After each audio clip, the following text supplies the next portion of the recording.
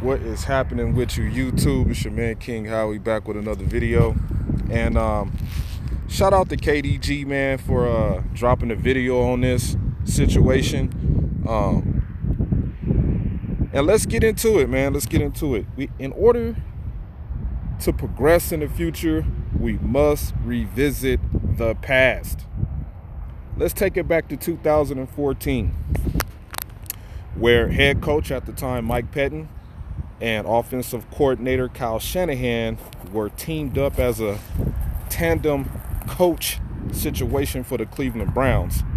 I forget what quarterback they had. I think they had Johnny Manziel, or I forget who the other quarterbacks were. But it seems like there has been a small rift between these two since they coexisted together on the Cleveland Browns.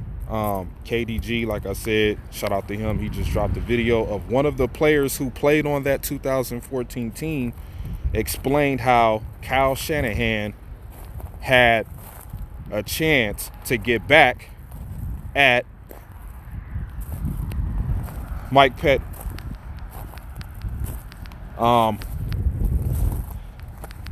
If you go to KDG's channel, I think he has the link in his description. But basically, the player said that Mike Pettine never coached the team up to face the opponent that they were going to face that week. He basically said Mike Pettine just basically coached the defense up to play against his own team's offense. Wanted to beat them throughout the day, throughout the week, be better than the team's offense. And Klye Shanahan didn't like it. You know, all of the rah-rah shit in practice, talking about we're going to take your offense down when you're supposed to be preparing for the opponent. Klye Shanahan didn't like that.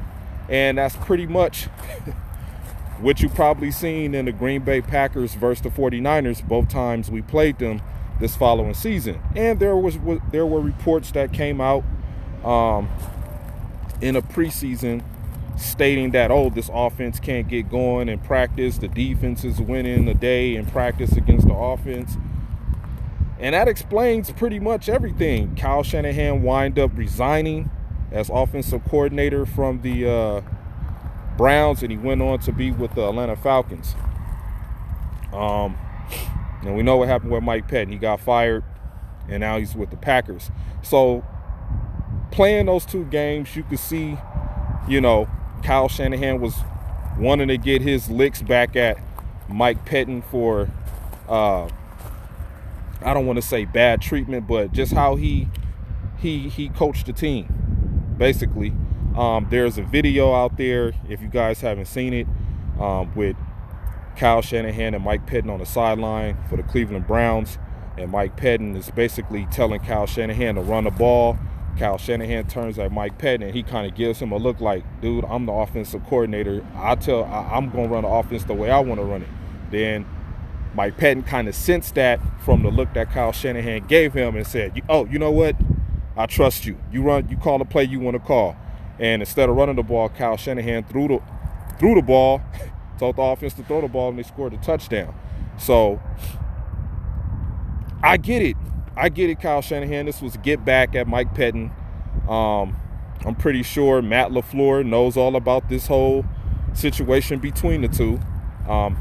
It was reported that Matt LaFleur was trying to lure his brother from the 49ers to come over there to the Green Bay Packers. But that didn't happen. I'm pretty sure that after today's press conference, Matt LaFleur is supposed to meet with Mark Murphy. And I think they're going to probably bring up Mike Pettine as the defensive coordinator. He might be on a hot seat. He might be looking in another direction at a defensive coordinator, because I don't want my defensive coordinator doing that at practice. Like, man, you need to game plan for the opponent throughout the week. Why are you game planning for the offense at practice? Like, that makes no fucking sense. And it showed. Basically, the Green Bay Packers came out there every Sunday just playing defense on pure talent. That's basically what it was. We had some talented guys. Just when we play against better teams, that are well coached and put together. They got their pieces put together correctly. You know what I'm saying? Those are the type of things that will happen in the game where you're looking at your team's defense like, man, what went wrong? And then you start to go down memory lane and you start doing a little bit of research and you find out why things went wrong. So, do I want Mike Pettine fired? I mean, if this shit keeps happening, yeah, you got to give him his walking papers. But that's up to Matt LaFleur if he wants to keep Mike Pettine around. I'll probably if that topic starts to rise up somewhere within the sports media news cycle, then I'll do my due diligence or really try to research who I think we should go after as a defensive coordinator, because I just didn't understand Mike Pettine's. I just didn't understand his scheme. Like in some of the games, I'm just like, dude. I mean, every team just can run the ball on us. I don't know. If it was. I mean, of course, you know the news that's coming out on Mike Pettine and probably some of Ted Thompson's old personnel still lingering around could have, been one of the problems that hindered the Green Bay Packers run defense. But this is just to shed a little light on all these connections and ties between the 49ers, the Green Bay Packers, and the Kansas City Chiefs. It's just a lot of, all these relationships in the NFL and things like that. You just got to kind of pay attention to them. I get it. Not all coaches get along, whether they used to coach on the same team, or some coaches just feel like, oh man, this coach is full of shit. He don't know what he's doing. And I kind of think that's how Klye Shanahan felt about Mike Pettine. Like, this dude don't know what the hell he's doing. He ain't no real coach.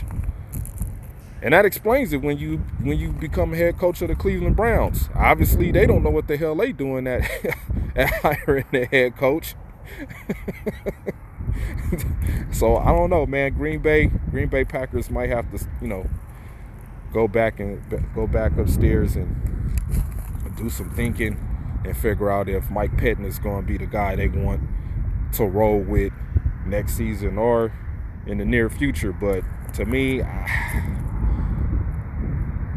I don't see us keeping Mike Pettine for too much longer. Maybe one more season to see if he can correct his mistakes. But other than that, if that don't happen, then I guess we're going to have to move on. But I'm pretty sure Matt LaFleur is probably going to want to bring in some more of his guys that he know. He's cool with Wade Phillips. I'm not really too jacked up about Wade Phillips. You know what I'm saying? Even though Wade Phillips is a good defensive coach, he got the Rams to a Super Bowl. But when we get to that bridge, we'll cross it. This your man King Howard. Shout out to you, KDG. Good information, man. Appreciate that.